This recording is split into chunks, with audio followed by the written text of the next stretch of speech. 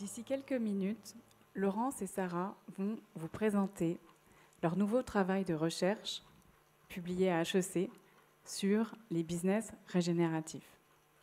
Et donc moi, j'ai un peu moins de 3 minutes, comme dans la pub Ovomaltine, pour vous dire que moi, je trouve que ce travail, ça montre que notre CNUS, notre écosystème, il permet à ce sujet de l'économie régénérative de s'institutionnaliser, de gagner en légitimité et de maturer. Alors, j'ai choisi un mot difficile. S'institutionnaliser, parce que au départ, l'économie régénérative, ça vient des marges. Ce sont des pionniers qui étaient porteurs d'une vision différente. Et grâce aux organisations qui se sont affichées tout à l'heure sur l'écran, ce sujet, il est transféré par des personnes un peu plus mainstream aux portes des organisations.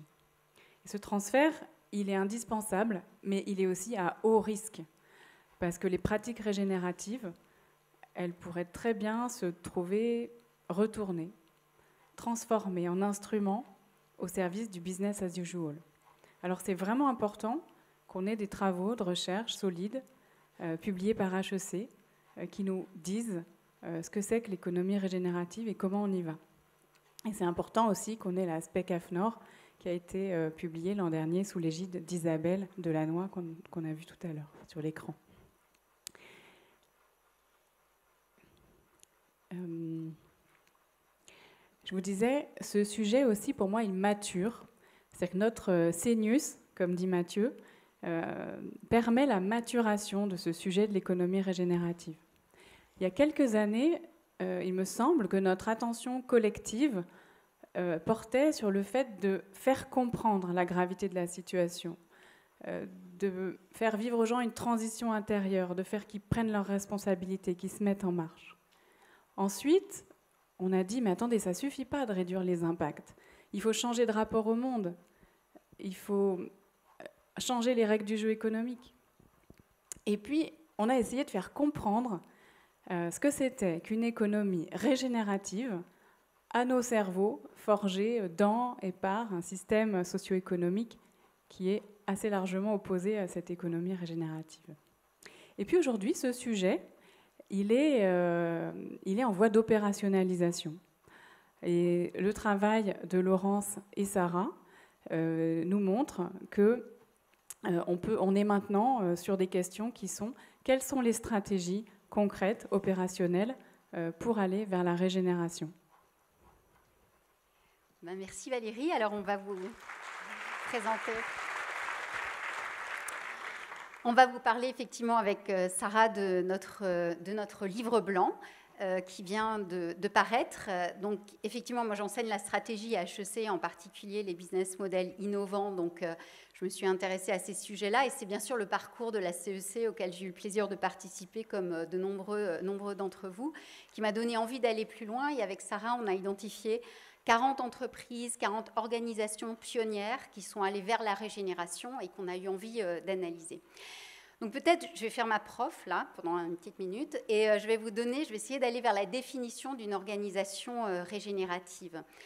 Donc souvent, on dit qu'une organisation régénérative est une organisation qui va chercher à dépasser la neutralité et avoir un impact positif, à la fois sur les hommes et sur la nature. C'est ce qu'on appelle les systèmes socio-écologiques. Les systèmes socio-écologiques, c'est l'homme, les humains et la nature.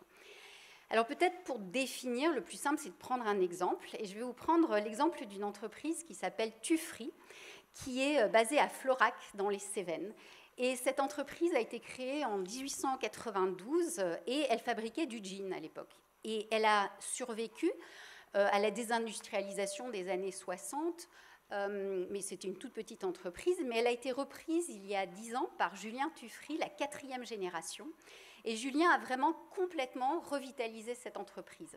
Donc aujourd'hui, Tufri compte 40 personnes à Florac. Donc ils font du jean à partir de Florac. C'était un pari un peu fou de ne pas venir à Paris, mais de le faire depuis Florac. Et 40 personnes qui ont complètement revivifié cette ville. Vous pouvez visiter les ateliers. Vous avez une photo ici des ateliers avec un mode de management très participatif et très coopératif.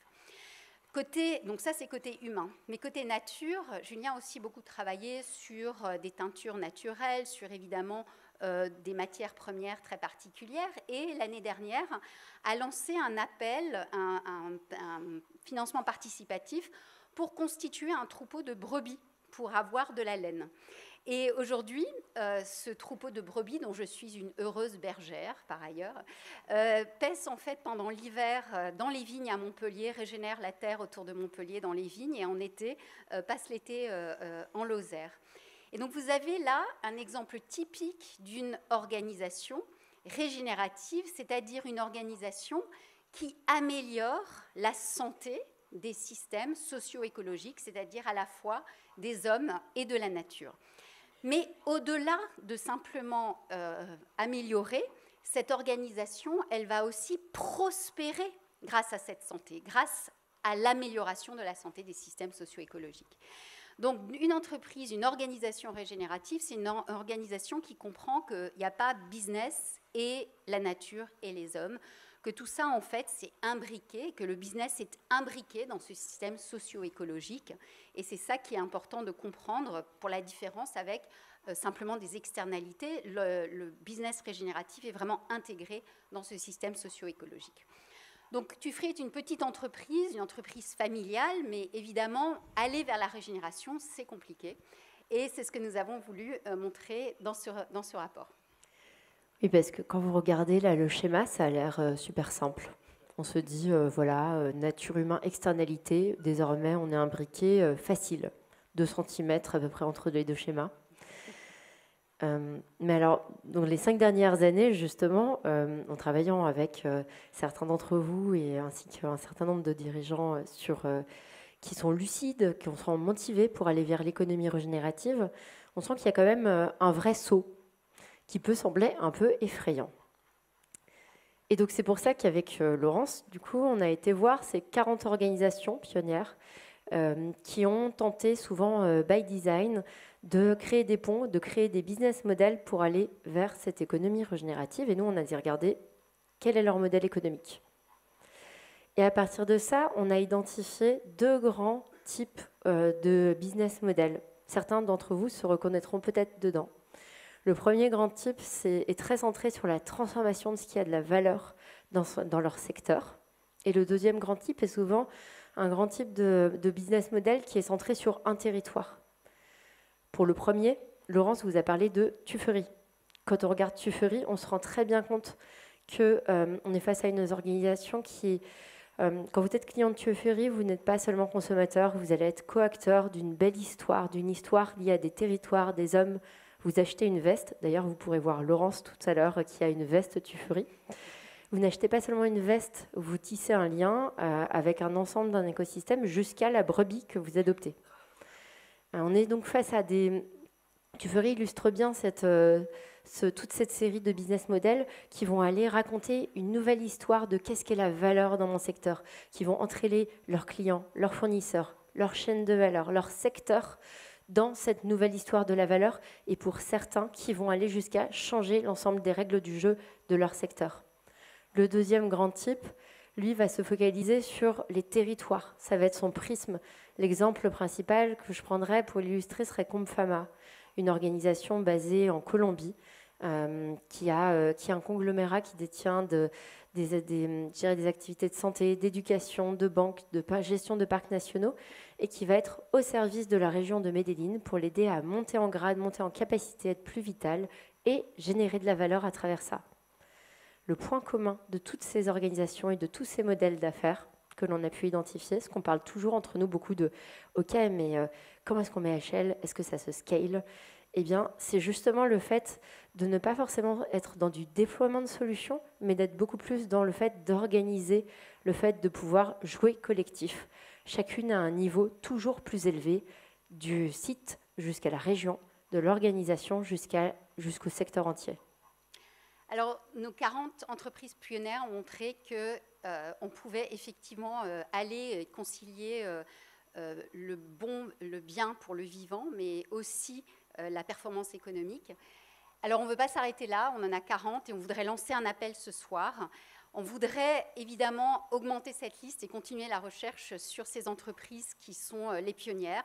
Et donc, on a un appel à faire ce soir. Qui d'entre vous veut participer à la suite de la recherche que nous allons mener? Levez la main pour nous dire que vous êtes partant. Alors, levez la main ou retrouvez-nous à la Climate House ce soir. Cherchez le pull de Noël ou le pull tufferie.